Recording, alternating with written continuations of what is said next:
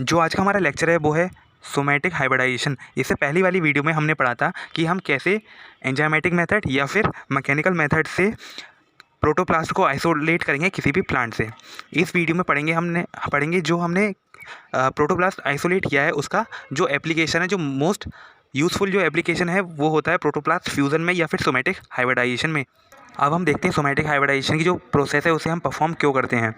मानिए कि हमारे पास दो प्लांट की स्पीशीज़ हैं या कोई भी प्लांट की दो वैरायटी हैं, ठीक। इसमें से एक वैरायटी जो है वो किसी भी डिसीज़ के प्रति रेसिस्टेंसी शो करती है, लेकिन जो दूसरी वैरायटी है वो डिसीज़ में रेसिस्टेंसी शो नहीं करती, लेकिन उसकी जो क्रॉप यील्डिंग है वो बहुत अच्छी है, ठीक है। तो हम इन दोनों के जो प्रोटोप्लास्ट हैं उसको मैकेनिकल या फिर एंजाइमेटिक मेथड्स के द्वारा जो है आइसोलेट कर लेते हैं और इसके प्रोटोप्लास्ट को आपस में फ्यूज़ करके हाइब्रिड प्रोटोप्लास्ट बना लेते हैं।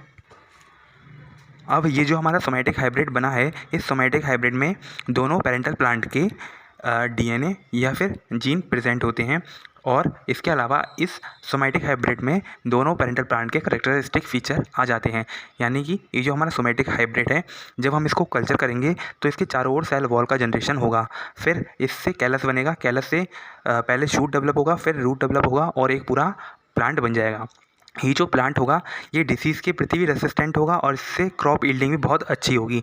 ये जो हाइब्रिड प्लांट है ये सोमैटिक हाइब्रिडाइजेशन की प्रोसेस से बनाया गया है, इसलिए इस प्रोसेस को सोमैटिक हाइब्रिडाइजेशन कहते हैं और इस प्लांट को सोमैटिक हाइब्रिड कहेंगे। जब हम सेक्सुअल हाइब्रिडाइजेशन की प्रोसेस को परफॉर्म करते हैं तब क्या होता है, इसके अंदर हम दो प्लांट स्पीशीज़ को लेते हैं जो आपस में बहुत ज़्यादा क्लोज होती हैं, ठीक है। तो ऐसी प्लांट स्पीशीज़ जो आपस में बहुत ज़्यादा क्लोज होती है उनके बीच हम सेक्सुअल हाइब्रिडाइजेशन की प्रोसेस कर सकते हैं।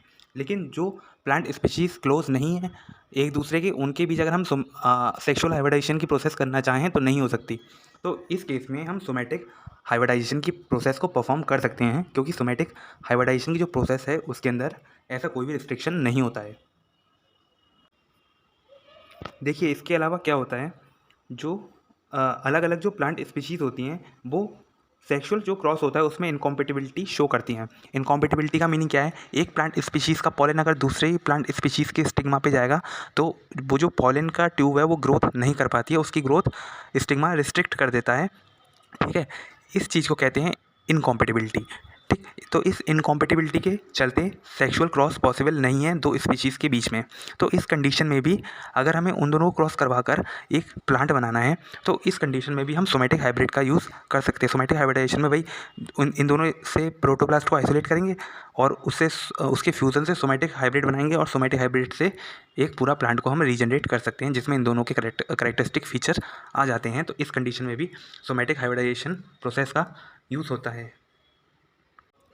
इसके अलावा अगर हम जो पेरेंटल प्रोटोप्लास्ट है जिसे हम आपस में फ्यूज़ करके एक हाइब्रिड प्लांट को बनाएंगे या सोमैटिक हाइब्रिड बनाएंगे, उसमें अगर कोई भी ऐसी क्वालिटी है जैसे कि डिसीज रेसिस्टेंसी बैक्टीरियल हो, फंगल हो या वायरल के प्रति हो या फिर हर्बिसाइड हो या स्ट्रेस के प्रति उसमें रेसिस्टेंसी हो, तो वो हमारे जो हाइब्रिड वाला हम प्लांट बनाएंगे सोमैटिक हाइब्रिड में ये क्वालिटी आ जाती है। अगर हमारे पेरेंटल प्रोटोप्लास्ट में ये क्वालिटी अगर होंगी तो हमारे हाइब्रिड प्लांट में इंट्रोड्यूस हो जाती हैं। तो ये भी एक इसकी बहुत अच्छी क्वालिटी है, डेवलपमेंट ऑफ हर्बिसाइड रेसिस्टेंट या फिर डिसीज रेसिस्टेंट या स्ट्रेस के प्रति रेसिस्टेंट अगर हमें प्लांट को डेवलप करना है तो उसके अंदर भी सोमैटिक हाइब्रिडाइजेशन की प्रोसेस यूज़ होती है। अब हम देखते हैं कि कौन कौन से मेथड हो सकते हैं प्रोटोप्लास्ट फ्यूजन के या सोमैटिक हाइब्रिडाइजेशन प्रोसेस को डेवलप करने के लिए। सबसे पहले आता है मैकेनिकल मेथड। इसमें क्या करते हैं, हम एक डिप्रेशन स्लाइड का यूज़ करते हैं। डिप्रेशन स्लाइड ऐसी स्लाइड होती है जिस स्लाइड में एक थोड़ा सा गड्ढा होता है, इस गड्ढे में हम प्रोटोप्लास्ट को डाल देते हैं और एंजाइमेटिक सोल्यूशन डाल देते हैं, ठीक। तो इसमें क्या करते हैं, हम प्रोटोप्लास्ट को निडल की हेल्प से आपस में फ्यूज़ करने की कोशिश करते हैं, जिससे कि प्रोटोप्लास्ट फ्यूज़न की जो इसमें रेट है वो बहुत ज़्यादा कम होती है और इसमें प्रोटोप्लास्ट के डैमेज होने का भी खतरा रहता है। तो ये प्रोसेस थोड़ा सा रिस्क वाला होता है, इसलिए इसका यूज़ बहुत कम किया जाता है।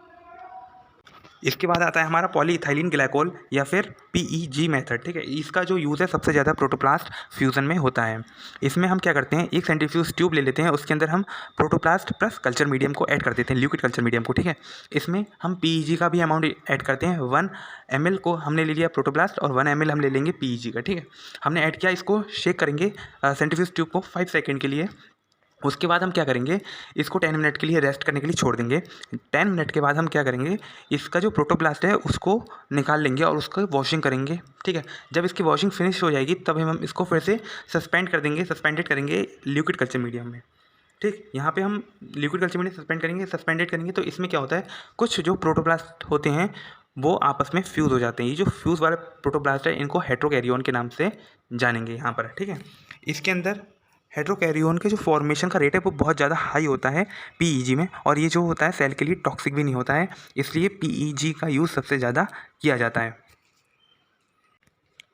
इसके अलावा कुछ और मेथड भी हैं, जैसे कि calcium ion at high temperature. ठीक है, इसमें इसके द्वारा सबसे पहले टोबैको का जो प्रोटोप्लास्ट था उसको क्या कहते हैं आपस में फ्यूज़ किया गया था। ठीक, और सोमेटिक हाइब्रिड बनाया गया था। इसके अंदर क्या क्या करते हैं हम, सबसे पहले जो आइसोलेटेड प्रोटोप्लास्ट है उसको सेंट्रीफ्यूज ट्यूब में ले लेते हैं। उसके बाद फ्यूज़न को इंड्यूस करने वाला एक सोल्यूशन जिसके अंदर हम मैनिटॉल, कैल्शियम और हाई पीएच को मेंटेन करते हैं। ठीक है, ये कर लेते हैं और इसको सेंट्रीफ्यूज़ करते हैं लगभग 3 मिनट के लिए। काफ़ी हाई स्पीड पे इसको सेंट्रीफ्यूज़ किया जाता है।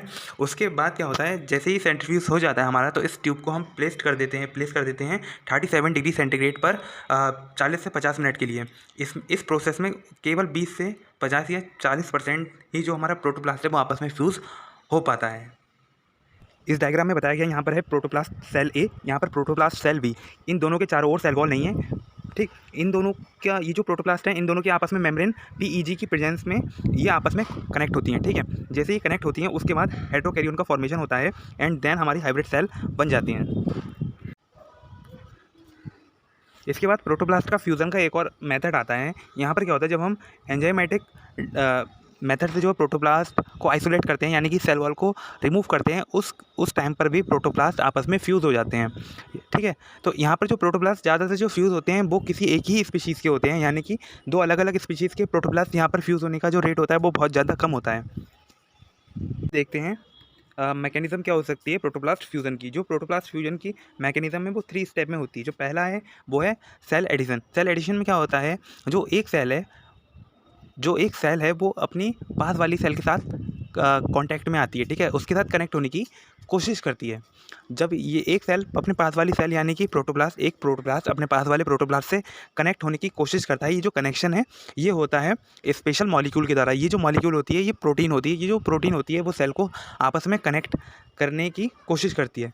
इस कनेक्शन को ही मजबूत करता है हमारा पीईजी। पीईजी इस कनेक्शन को इंड्यूस करता है और सेल के आपस में कनेक्शन होने की जो रेट होती है उसको इंक्रीज़ कर देता है, यानी कि जो प्रोटोप्लास्ट है उसके फ्यूज़न को इंक्रीज़ कर देता है, जो हमारा पीईजी है। और जो हमारा सेकंड पॉइंट है उसमें क्या होता है, जो प्लाज्मा मेम्ब्रेन है वो एंड में आकर आपस में फ्यूज़ हो जाती है।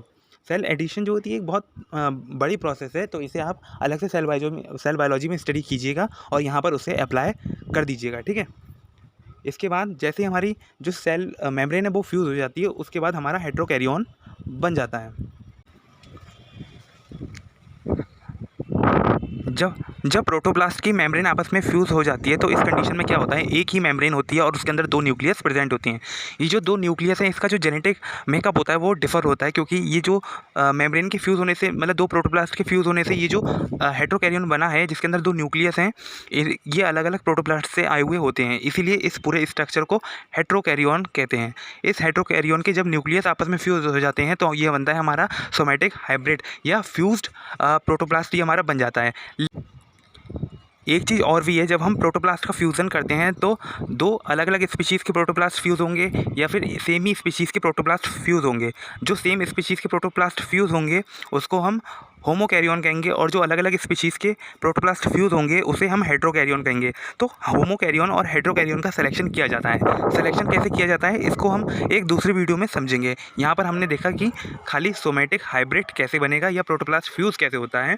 अब हम देखते हैं सोमेटिक हाइब्रिडाइजेशन के जो एप्लीकेशन है वो क्या है। इसके एप्लीकेशन 2 जो मेन है वो यही है कि अगर हमें डिसीज रेसिस्टेंट प्लांट डेवलप करना है तो इसका यूज़ हो जाता है, या फिर इन्वायरमेंटल टॉलरेंस को अगर किसी प्लांट के अंदर डेवलप करना है तो हम इसका यूज़ कर सकते हैं, या फिर हमें किसी क्रॉप में यील्डिंग को बढ़ाना है तो हम इसका यूज़ कर सकते हैं।